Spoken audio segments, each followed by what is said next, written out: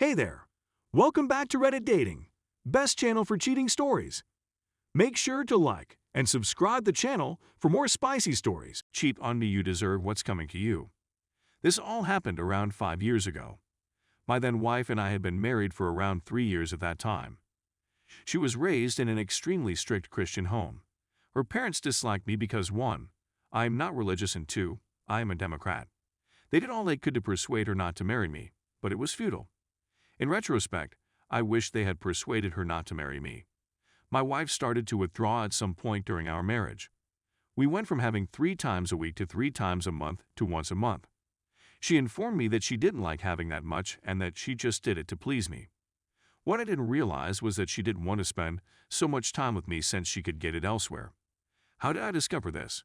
My wife was using my laptop. Her laptop was being serviced, and inadvertently checked the Remember Me option on her email. When I tried to check my email, it was forwarded to hers. I witnessed every communication she sent to this man, which essentially verified her cheating on me. I filed for divorce just like any sensible person who understands their marriage is finished. I also informed the other man's GF, who swiftly left him. Now, as I previously indicated, her folks were never really fond of me. They were furious when they found out I was divorcing her. She allegedly lied to them, claiming that I cheated on her. Every other week, I received venomous emails from them.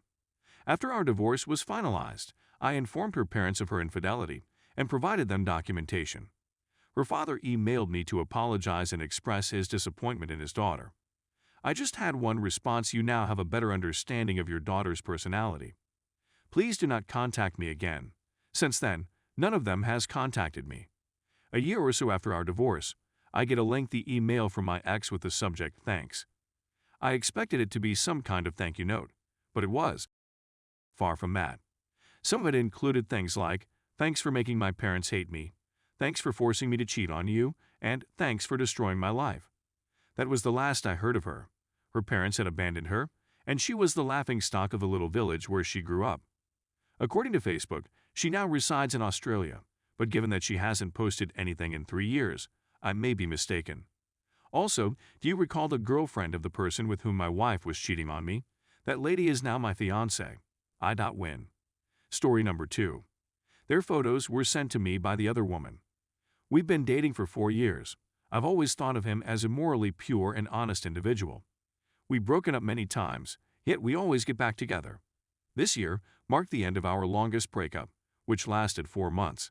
I hoped he would win me back as he had previously. And it seemed that he wants me back after 4 months. He stated he didn't have the heart to date anybody else during our break because he wanted to be pure for me in case we reconnected. 3 weeks into our new relationship, I get a message from a lady who says they'd been dating for months, that my partner is a liar and a scheming cheater who has slandered me. She supplied images of them kissing and having fun as evidence of their connection. It was terrifying. When I phoned my boyfriend, he stated he's trying to break up with her because she's and has been assaulting him. He's got a few lacerations to prove it. Everyone in my family and circle of friends thinks he's a jerk and that I should leave him. However, I adore him. We've gone through so much as a group. On the other hand, I'm still reeling from the betrayal. While we weren't dating at the time he was with this girl, he also lied to me. In addition, he was able to replace me in less than a month following our breakup. He claims that if this girl hadn't been he would not have gotten back together with me. She's been threatening to ruin his life for a long time. He is now obtaining medical certifications, requesting a police blotter, and gathering evidence against her in case she does anything else to harm me or his family. I'm currently assisting him in capturing screenshots of her messages to me as evidence of harassment. But all this time, I'm in anguish. I think I have to leave him, but I'm also afraid to be in more pain than I'm already in because I don't want to lose him. I also can't forget the images of him with this other woman. There was one of him in close-up eating her vagina, a couple of him sucking on her while pumping her, a couple more of them on a date while kissing. They even went camping. Camping was our thing before. The girl is hot. Saw her IG account. He says she looks like Gal Gadot in person. She's also 9 years my junior. I'm so broken and lost. I don't know what to do. Edit. I am reading all your messages and thank you for taking time to reply. Your POV are all thought-provoking and refreshing. I guess I know what to do. I'm just in phase. Like any addiction, It's hard to kick the habit. Sorry if I frustrate or offend anyone with my story. Update. I'd 40F and my ex 43M have been through a lot of ups and downs, a lot of breakups and reconciliation. One of our longest ones happened for 4 months. He would send occasional breadcrumbing messages, but I tried to ignore it. Eventually, I caved it and he said he wanted to be back together and that he had no one else during the 4-month hiatus. However, a girl sent me a message saying they were together for almost 3 months and even sent me their photos. In other words, he lied to me. I was very angry, but he said he wants nothing to do with her anymore and he wanted to rebuild lost trust with me. I forgave him. I love him so much and I couldn't bear the thought of losing him. People thought I was dumb. I didn't care. So year 2022, I wanted to have a clean slate. Things were gonna be better. I tried to be kinder, more patient, more understanding, gave him space, became available when I was needed. Whatever small attention he could afford me made me happy already. I was hoping and dreaming again. 2 days ago, he messaged me good morning, and I said I was a bit busy, but we should chat again later. A few minutes after that, his messenger was no longer reachable. His IG and FB were deactivated. He was no longer connected to Viber. His phone number can't be reached. All this time, he never introduced me to his family, so I don't know who else to contact. He's never done this before. Apparently, it just takes a few clicks to completely shut me out from his life. 4+ years of time and emotional investment down the drain. We didn't fight. He even came by the day before, brought me dinner, and I felt things were going well. I'm thinking maybe he returned to that other girl and she asked him to block me. I'm left with memories of times when he took care of me and how happy we were. I was told I was love-bombed. I can't believe he can do this to me. What I did was to block him on my end as well. I am powerless to do anything else. I hate how I feel. I hate how I love someone who couldn't love me back. I hate that even if he betrayed me and now ghosted me, I still love him. It hurts so badly. I don't know what to think anymore. I just want the pain to go away. Story 3. I'm on FT with my GF right now, and I think she is sucking while I'm asleep. I am now on FT with my lady, and she is at home alone, or at least supposed to be, at the moment, or at least supposed to be. I fall asleep during the second call, but when I wake up to use the toilet, I hear strange groaning sounds coming from the phone, followed by swishing noises, as if someone is using mouthwash. I contact the police, and they arrive within minutes. I pay great attention for about 5 minutes to make sure I'm not tripping, and then I eventually ask her, "What are you up to?" I'm speaking in a kind tone, hoping not to come off as condescending. She responds by stating that she is lying down. That's when I inquire as to what all of the sounds are about, and she responds, "I'm not doing anything."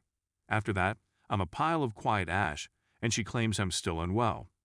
As far as I know, she hasn't brought up the subject of she with me at all in the last several days. But I'm okay with that and tell her that's fine. I'm going to put the phone on silent since I may snore, which is ridiculous. I'm going to pay close attention, Ash. Consequently, I pay attention and continue to hear the same sounds. This is something I only see on Twitter, dude. I'm not going to allow myself to be cheated when on the phone. No way in hell. What is the best way to go about this? It should be noted that she lives around 17 minutes away by toll road. I'm going to pull over and will keep you all updated. In order to avoid being distracted by other vehicles, I drew up next to her with the op turned off. The first thing I check for are any automobiles that I don't ordinarily notice. I was surprised to see that there aren't any. At this point, I'm doubting myself, wondering whether I'm hallucinating. Perhaps she is unwell. And I consider jumping in the vehicle to go back home, but I have a gut feeling about it. You all know what I'm talking about when I say feeling. That, nah, let's check into this a little more feeling. So I knock on the door and she doesn't respond, but I can hear her on the phone moving about on the cover as I go up to her. I knock on her door again, and this time her phone goes to silent and she puts me on hold. At this time, I'm thinking to myself, lol, some is deaf up.